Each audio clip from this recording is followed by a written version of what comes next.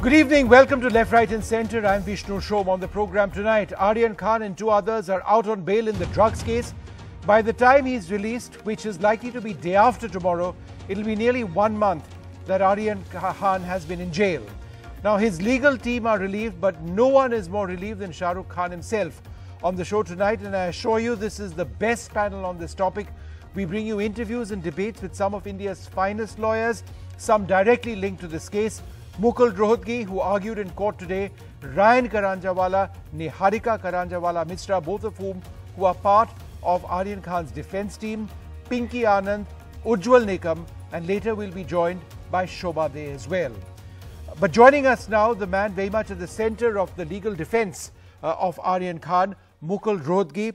Thanks, sir, very much for being with us. Now, you must be very relieved. It's been a difficult case so far for the defense. It's gone on for nearly a month. Do you think that despite bail, it's going to be a long legal battle ahead? Look, in this country, there are two real stages. One is a stage of bail and the other is a trial. So bail has happened and trial obviously takes a couple of years in this country because the courts are overburdened. Sir, you mentioned something that's a matter of concern, that this case could actually... One will have to face the trial of that, there is no doubt. But the immediate relief is a big relief of bail because you're out of jail. And right. That too for a young person of 22, 23 years of age. They are impressionable ages. And, long incarceration also in these kind of small petty cases has the effect of all kinds of bad influences on young people when they are put in bad company. That's what really happens. Now, Mr. Rohatgi, you mentioned something that's a matter of concern, that this case could actually go on for years, given the system. Do you expect that to happen? This case go on for years? Well, Vishnu, why this case, every criminal case, every civil case in this country goes on anything between 10 to 20 years. Sometimes generations change, but the cases go on. That's the unfortunate part. There are many reasons for it. One big reason is huge population. No country in the world has population like this, with legal systems like this. The judge population ratio is extremely miserable. The infrastructure is not up to the mark. The case management systems are not that good. We are all responsible for it. Not only the judges. The judges are also poor judges working overtime. The real problem, if you ask me about these lengthy delays, is that we have antiquated laws. A lot of the procedural laws which we have taken come from the British. Right. Those times, you see, the population was 1/10 of what it is today. Yes. So we were following the British system. That's completely antiquated. We have to get rid of the British system. We have to have a complete revamp. We have to have a very, very great introspection into this. So lawyers have to sit together, judges have to sit together, lawmakers have to sit together, and then come to a practical way of looking at things. But Mr. Rohatgi, I must ask you, Aryan must be relieved. Can you share what his reaction was when he found out that he's going to be out? When is he also likely to get out of jail? See, firstly, the order will be available tomorrow. And then there is another procedure here of getting sureties who are solvent and getting a solvency certificate from the Revenue Department. Again, a cumbersome and antiquated procedure. So I am doubtful whether he will be out tomorrow. Mostly it will be Saturday. That's number one. Number two, see, I have not spoken to the client because if somebody is in jail, there is no real way that we can actually speak to the client. I mean, unless you can't have a phone with a client who's in jail. I mean, there's no facility of a phone in this country. So unless you go to the jail and do a mulaqat at mulaqat times, you can't really do that. But in matters of bail, you don't really need instructions from a client because everything is done on documents. Right. And we had a big team of junior lawyers of Karanjawala and Company. And we had two senior lawyers with me, Mr. Amit Desai, Satish Manishinde. They are local people here. They must have spoken to the client. So I've got instructions.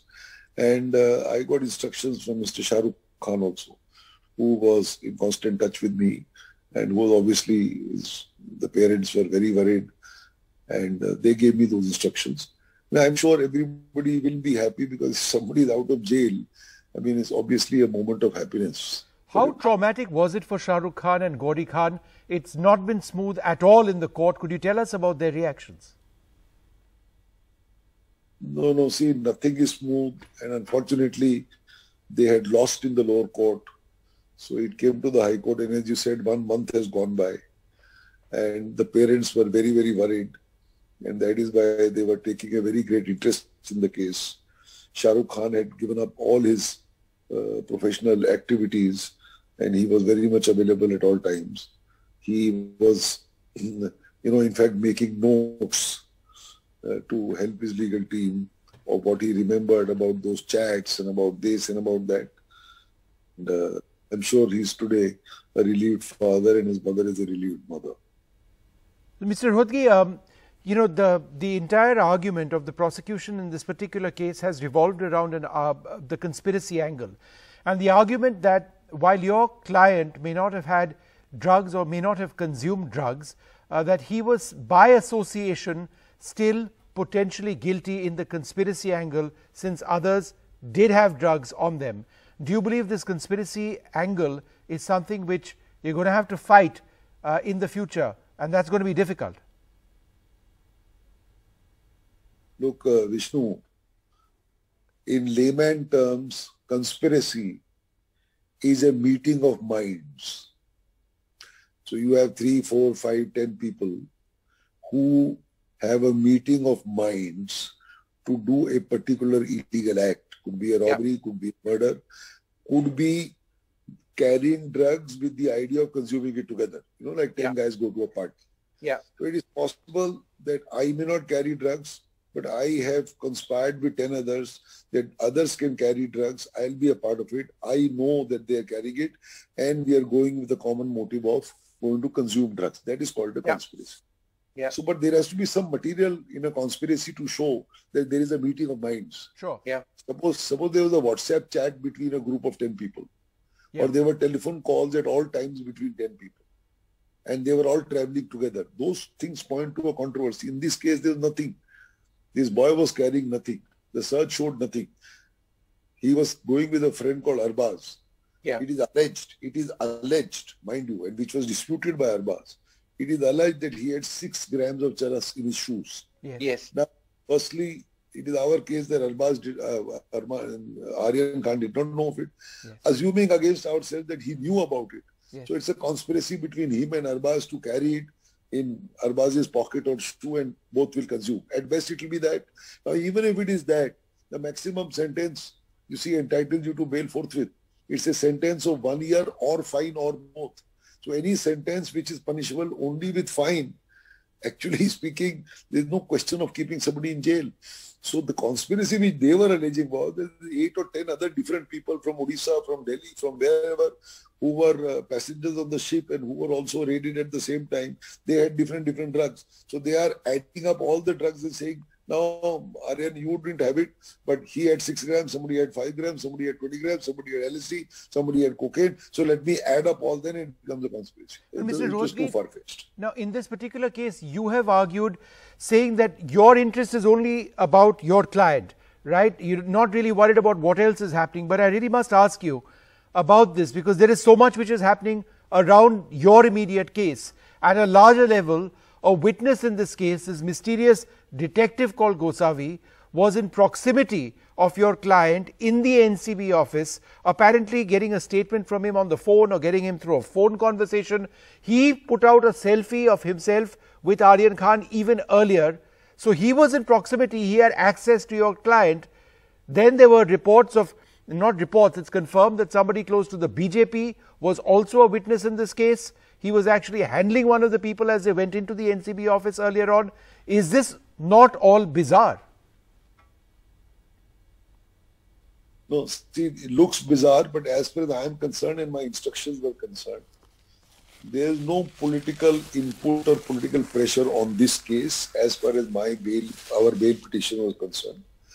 See, apart from this Gosabi angle, which is rather bizarre, there is another controversy which is going on, which I saw between the director of NCB Yes.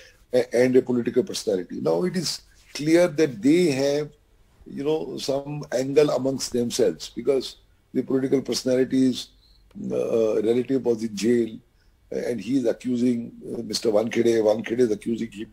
So that is going on between them. It has Right. nothing to do with us. And I made it clear that our client had nothing against any NCB officer. They did not maltreat him. They did not ill-treat him. They have done their case. I have done our case. This Gosabi angle is also rather bizarre. I didn't want to get involved with it.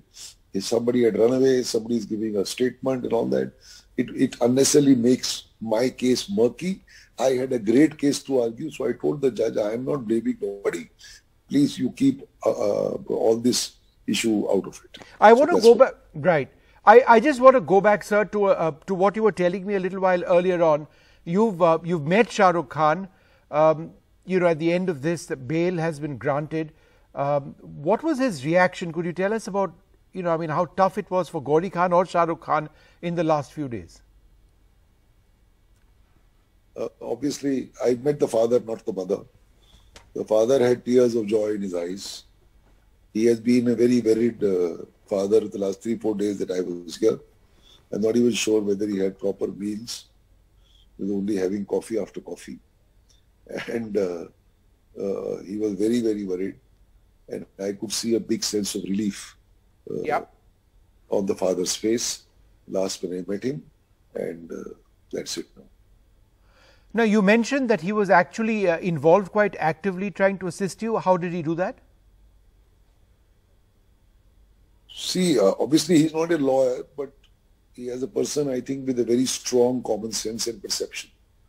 So he was trying to tell me the background, whatever it was, where his son studied, whom did he know, what were those chats about, because we don't have the chats. Yeah. The chats are in the phone and the phone was with them. So he was trying to give me all those backgrounds, saying that, well, these things could help you in arguing the case. So that's why I say he was very savvy and hands-on.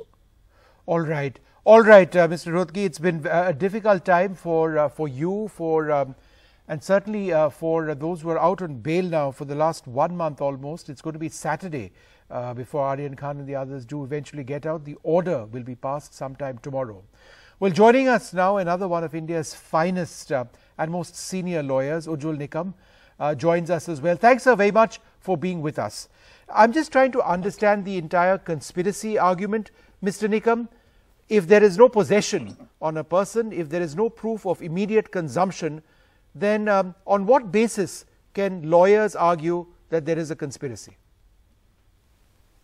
See, I don't want to comment upon the merit of that particular case because I don't have the particular piece of the evidence on the basis of which the Bureau was alleging that he was involved in the criminal conspiracy.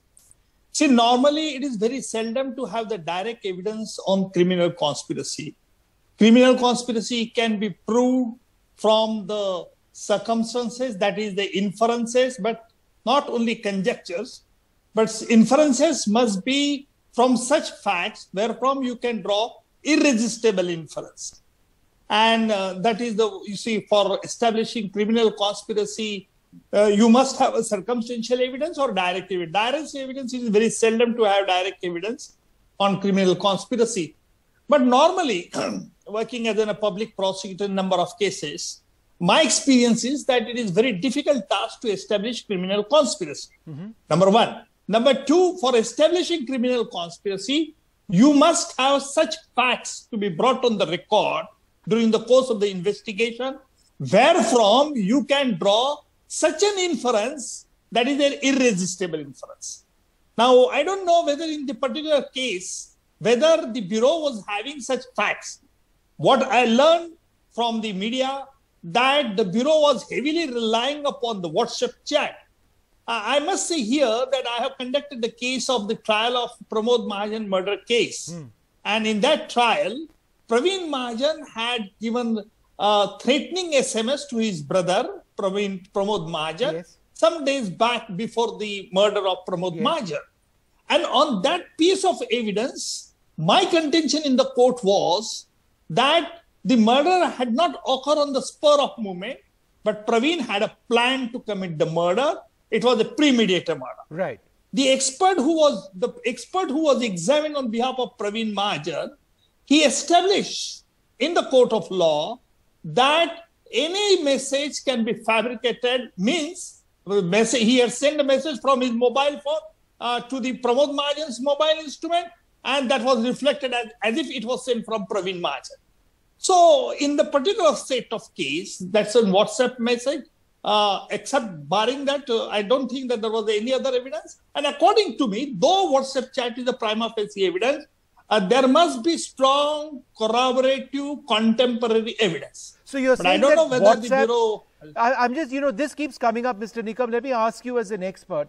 Yeah. Electronic evidence has grown beyond SMSs when you were handling that case on Pramod Mahajan. It's now got WhatsApp. It's encrypted. Is it not verifiable? Is it not instantly verifiable if you've got the instrument, if you've got the account? The argument that this can be fabricated, is that not very difficult to prove? Oh, no, it is not difficult to prove, but you see, in the criminal law, even there is any scope of the benefit of doubt. If doubt is being created by the accused, then benefit of doubt goes in favor of the accused. Now, in a particular case, see, whether the WhatsApp chat, I don't know whether this WhatsApp chat to Aryan Khan was forwarded by his friend, or it is just like a forwarded message. I don't know about that. Right. But that would have a bearing. Then whether the Bureau has collected some evidence connecting the link between the person who was doing the business of drugs and to whom it was sent to Aryan Khan. So if one has to allege that Aryan Khan was a conspirator in supplying or in procuring certain drugs, then there must have been some connecting link of the evidence. Perhaps Bureau will find out the evidence in the course of the investigation, because the investigation is not yet completed. Mr. Nikam, I'm just trying to, let me ask you a larger question, because I think this is what people in this country really want to know. There are some who allege that this was some sort of marked effort at targeting Bollywood. And a lot of people who actually say this, beyond the rhetoric, say that there were hundreds of people on that ship, right? Why is it that it was only these people, of whom Aryan Khan was not even found with drugs, who were taken out and who were given, well, not the third degree, but you know what I'm trying to say, kept behind bars, and by the time they are out, will be out almost near a month. So when someone says, look, they are targeting Bollywood, it might sound like rhetoric, but is there something more to it? I'm not advocating for and on behalf of anyone here. But it's as a law student, I must say that it would be too premature, and I don't think that Bollywood is being specifically targeted. Of course, the Bollywood is making you and the crime that we are the soft target. But why do you commit such thing? See, if you see people, our Indian people are following you. And therefore you are canvassing you are coming for advertisement, and our people of Indian people very blindly follow you. Whatever you would like to do, they follow you of all the practices, etc. Saying so, I must say that I don't think that there is any much substance that Bollywood is being specifically targeted for a particular agenda or as such. Okay. But frankly speaking, why my little objection about not only about the Bureau, but whole the line of police machinery also, because I'm working for police for a number of years, though I'm working as a special public prosecutor in a number of cases. But nowadays, you see, police investigate the serious crime, but I don't know how media people comes to know about the details of it's the all leaked. It's all leaked, sir. The contents of these WhatsApp messages were leaked. We never aired it. We never aired it on our channel, but we also got it. I'm not accusing. But no, I'm not saying so, but it is bizarre, sir. How is this all leaked? Isn't confidentiality part of Yes. the way of prosecution? Isn't that central to policing? No, that no. you maintain It is confidentiality absolutely- or you hurt your own case? It is absolutely rubbish. It's a very wrong, because it's hamper the whole line of the investigation for small And small this things. keeps happening, You sir. See, Leaks. yeah, this keeps happening. From the but authorities. media is saying that we came to know from the sources. And how the sources come to know? I have read some in newspaper, especially in this case, that the investigating officer of bureau was asking that actress, this is not your production house, but this is the bureau's house. This is the bureau's office, and you have to come. How it is concerned in the media? This has been flashed. People are reading with very Mr. Nikam, it is interestingly. also as Yeah. bizarre that a witness in this particular case, this mysterious detective Gosavi, is seen in the presence of Aryan Khan on 2 separate occasions. We know it's at more than one because he is wearing different clothes, right? And in Yes. one, he's got a phone Yes. and Aryan is speaking. And on the other one, in the NCB office, Yes. he believes he's powerful enough to take a selfie with an accused in a case. How is there no structure to how an accused is treated? Unfortunately, this has happened in the present case. Now, law says that the panchas must be respectable panchas. They should be taken from the same locality where Panchanama is to be drawn. But unfortunately, this basic principle of law has been disobeyed. I don't know why this has happened. And it appears that the Bureau Investigating Agency did not take proper care and the caution. And as a result thereof, the witness turned hostile. And they made a public statement making wild allegations against the Bureau and etc. And the Bureau filed an affidavit saying that he turned hostile. But this is something very disgusting, very disgusting to the people. Disgusting, I would say disgusting to me also, because what is going on? You see, if you are probing a very serious case, making serious allegation against a person of 18 or 19, 20 years old, you should take a precaution. You are a central agency. People have strong faith in the agency. But if agency will work in this manner, then perhaps I'm afraid what is going to happen in The system future. collapses. No, I'd like to thank you very much, Mr. Nikam, for sharing your Thank you. thoughts on the larger issue. It's been a great conversation. Thank you very much indeed, sir. Thank you very much. Joining us now, Ryan Karanjawala, the senior advocate of the Supreme Court and a key part of Aryan Khan's defense team. This is his first interview after bail was granted to his client. Thanks very much for being with us. Mr. Karanjawala, the additional Solicitor General had argued, and this has been a consistent argument, that under the NDPS Act, bail is not the rule, it is very much the exception. And they've argued that the Supreme Court has said that drugs cases were sometimes worse than even culpable homicide. Did you go into today's hearing knowing that there was absolutely no guarantee that bail would happen? So, while you cannot take any hearing for granted, I personally am convinced that what happened today should have happened 3 weeks ago.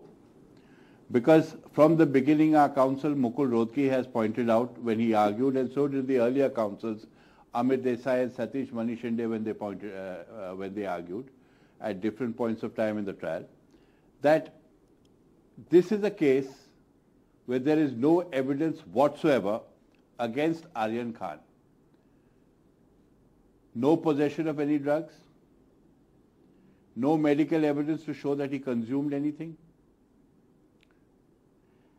The highest case against him was that a friend of his who went to the party with him had some drugs on him. Now, very simply put, as I gave in an earlier example, supposing a barat walks into a wedding and some of the people in that wedding carry on them a banned substance and they are caught. Are you going to have a situation where you arrest the groom? And for what? Right. So, not just now.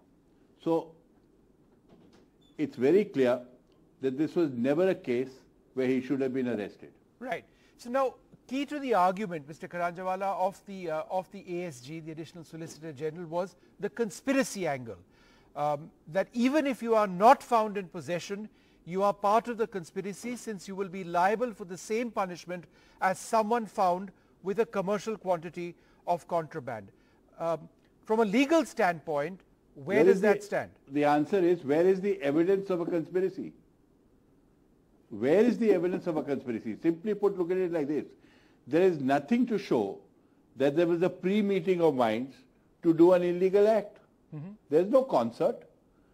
The only agreement was that two friends who know each other were going on a cruise. Yes, that was what was agreed upon. Nothing more. So where does the question of conspiracy come in? Of course, it's correct that if there is a conspiracy, if people have conspired together, say this is how we'll smuggle drugs onto the ship and then we'll all enjoy it together, then that would work. But there's no such evidence at all. Right.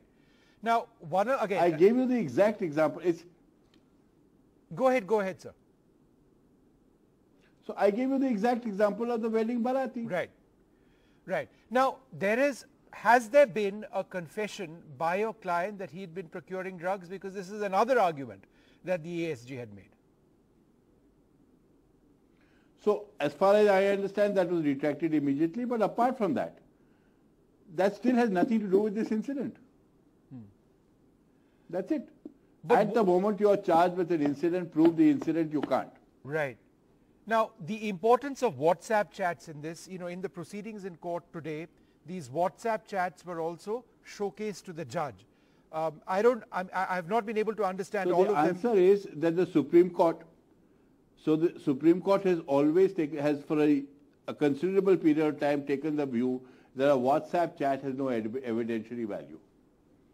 Is it also true, sir, that these WhatsApp chats were of a previous period, that they are dated, and therefore their relation to this particular case is not relevant? First of all, we don't even know whether these WhatsApps will have to be proved. We don't even know whether they are there or not. But even assuming so, of course they are dated. They have nothing to do with this incident anyway. Mr. Karanjawala, what exactly... And also you must understand... Yes. Also you must understand that I understand my client spent some time in California, where the consumption of that drug is perfectly legitimate. We don't know whether the WhatsApp chat is that period or not. So there are a lot of things to be gone into, but the one thing that you cannot get away from is, as far as this case is concerned, there was no evidence whatsoever. Now, Mr. Karanjawala, this so-called independent witness, Kiran Gosavi, what was he doing in the Narcotics Control Bureau office with Aryan? He seemed to have had repeated access, as the pictures and the video show, and in one of them he's taking a message or he's getting Aryan to say something. What was that all about? I think my counsel has made it clear in court that we have nothing to do with this argument, and I'm going to stick to the same on TV. Thanks. No, not the argument. I'm just trying to understand who this entire Gosavi angle in this. It just seems bizarre that somebody would be in the NCB office like this. It does seem bizarre, but I'm not getting into this argument at all. Okay. What about the other side of what is happening beyond your client and his case? That there is this entire political battle at one level which is taking place, the NCP versus the NCB, Nawab Malik versus Samir Wankhede.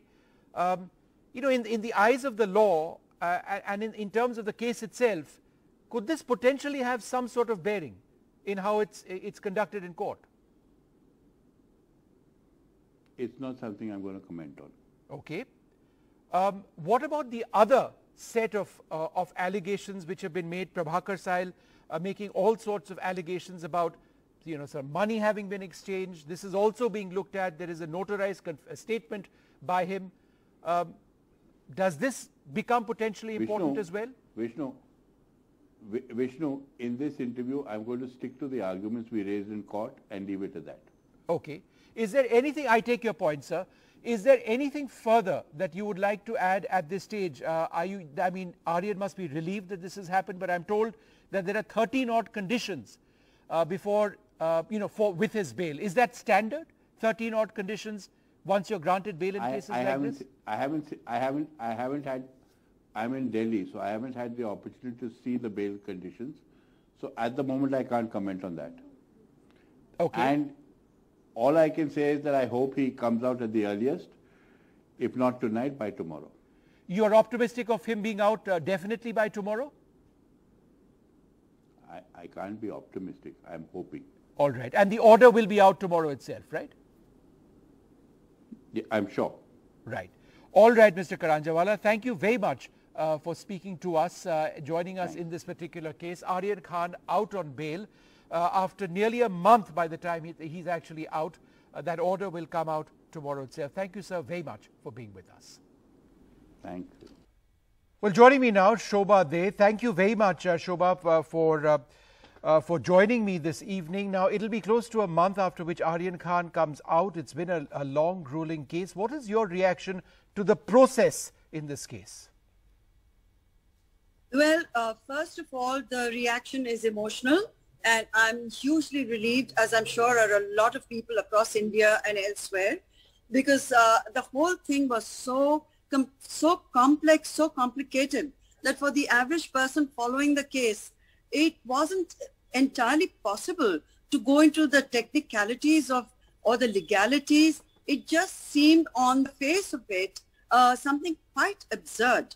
So the fact that he will be inside for 2 more nights, well then, if that is the process, that is the process, and God be with everybody who's part of the process.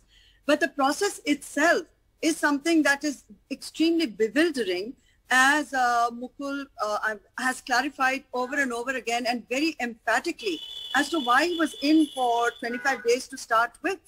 The good thing is that he'll be back home for Diwali and in time to celebrate his father's birthday, which is on the 2nd of November. So from the point of view of the family, it is, I'm sure, a huge, huge relief. But this isn't just about Aryan Khan. It isn't just about a young man who's there for reasons that don't seem completely transparent or logical to the outside world.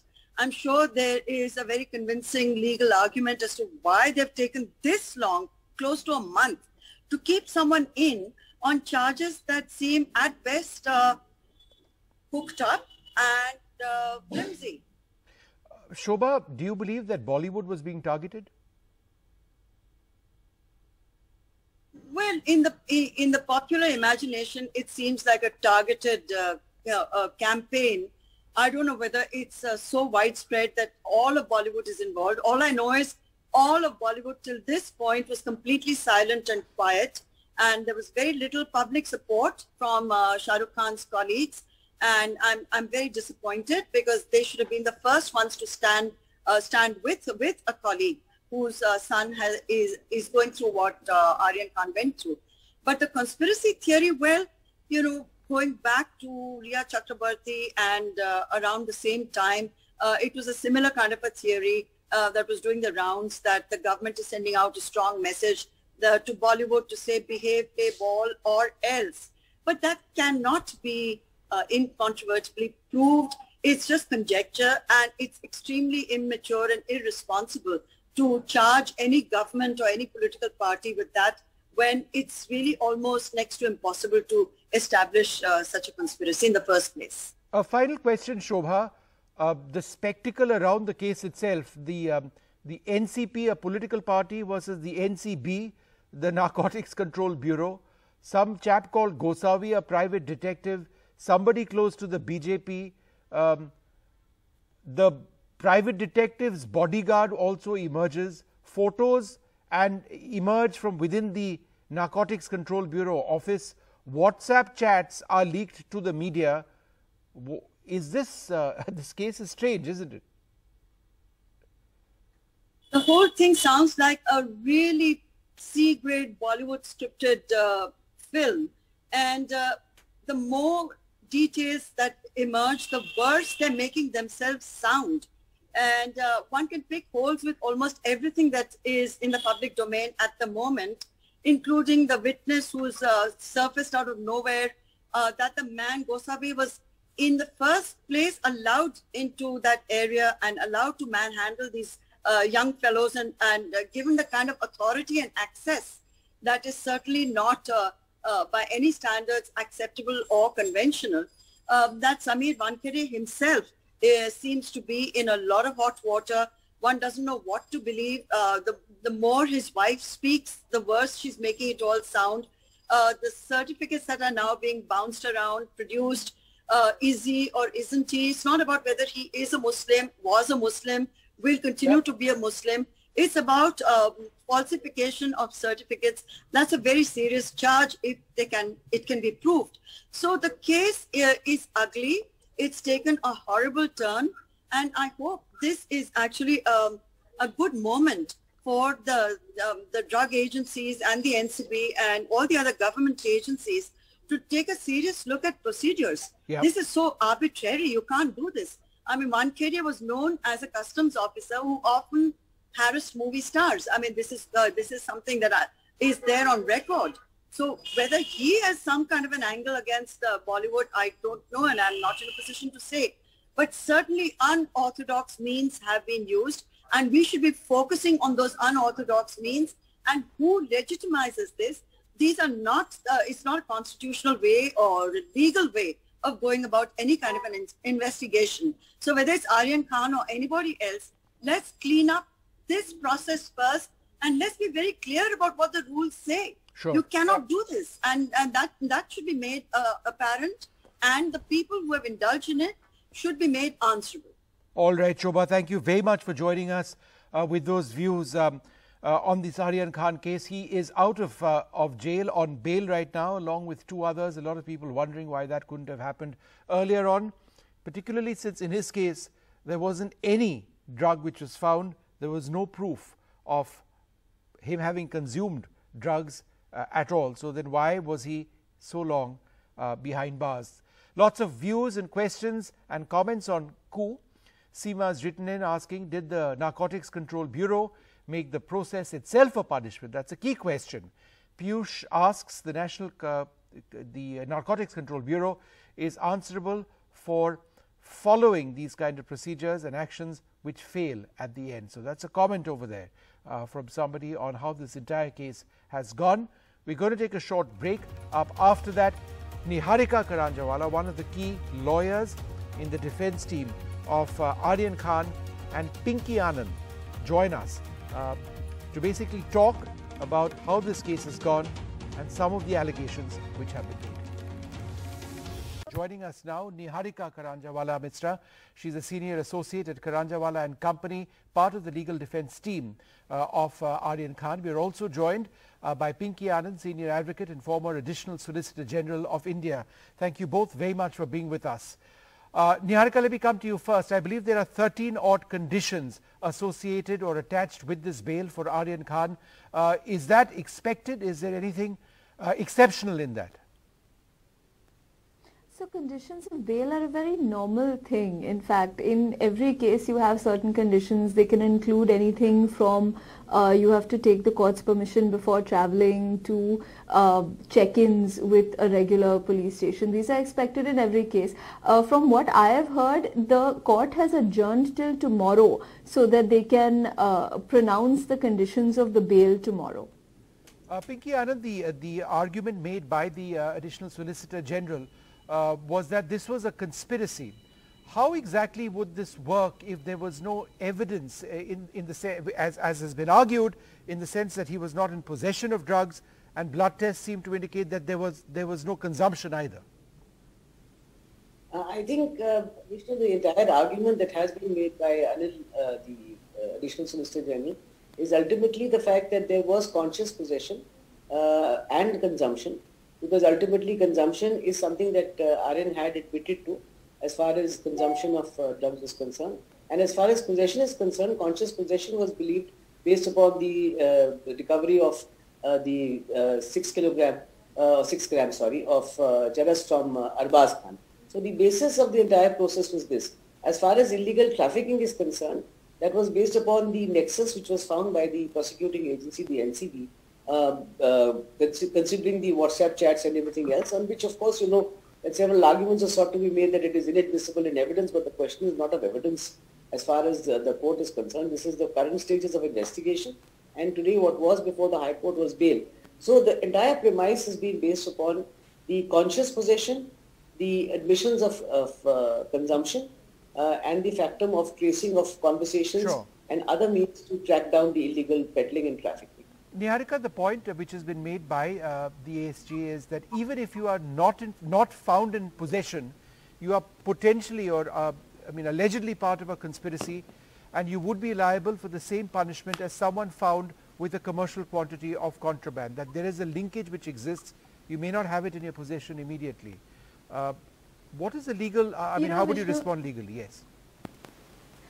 See, this is a very nuanced argument that the NCB is trying to make out, because the fact of the matter is what they have found on Aryan is absolutely no illegal drugs. They have not conducted a medical test, therefore they have not found any evidence of consumption. And although the NCB claims that he has admitted to consumption, he has retracted his statement under Section 67 on the first opportunity on the 3rd of October itself. Therefore, as our lawyers argued in court, he has made no statements against himself. All of that has been retracted. Now, what the NCB here is trying to make out is a very far-fetched instance of conspiracy, not just conscious possession qua Arbaz merchant, which they are making out by saying that the two of them were friends, so surely Aryan knew what he was carrying, which is not necessarily true. But they are saying that the fact that 8 people on a cruise have all been arrested with some narcotics cannot be a coincidence, and therefore there must be some conspiracy behind it. And as our counsel Mr. Rohatgi rightly argued in court today, you can't base a conspiracy on just conjecture in that manner. It cannot be because this can't be a coincidence, surely there is a conspiracy. And the fact is they have not been able to establish a nexus between Aryan and any individual other than Arbaz merchant. If everybody on that cruise was to be considered a suspect, then they ought to have 1,300 suspects in custody at present. Right, and so Pinky Anand, that really is one of the points that has been raised. Why have a select group of individuals been targeted in this manner? Firstly by somebody who was a witness, who was apparently a part of the BJP, then by this mysterious detective who is now actually in police custody and who routinely appeared on selfies and videos with Aryan Khan in the NCB office. The entire process, some would say, was bizarre. See, Vishnu, I don't know how far we can go with this kind of bizarre coverage of saying there was somebody from the BJP or somebody as a detective and what happened to that. No, but it's a fact. It's a fact, Pinky, and he was a Karyakarta, one of the two people, one of the group of people who were witnesses in this case. He was seen on video as well, and he says he was there. This is one of. I'm not talking about Gosavi. Yes. I am not saying whether he was there or not there. I don't even see what the materiality of the entire situation is if somebody was there or not there. I don't know why so much is being discussed on that score. Let's talk about the case. The criminal case is not built upon whether somebody was there in the precincts or not there in the precincts. However, that's completely different chapter, and I think this is sensationalizing the entire process. As far as the question is concerned, it is only of whether Aryan Khan and the others who were arrested in an attempt to have conspiracy and everything else which has been treated against them. That is the question at hand. Don't go by all these outside situations to say who was in the police station or not. I think that's a very irrelevant kind of consideration. Niharika, would you agree with that these videos were essentially meaningless? Because some would suggest that, and we've got this one video up, the second video, with this Gosavi taking some sort of audio message from your client in the NCB office. A, how was that leaked?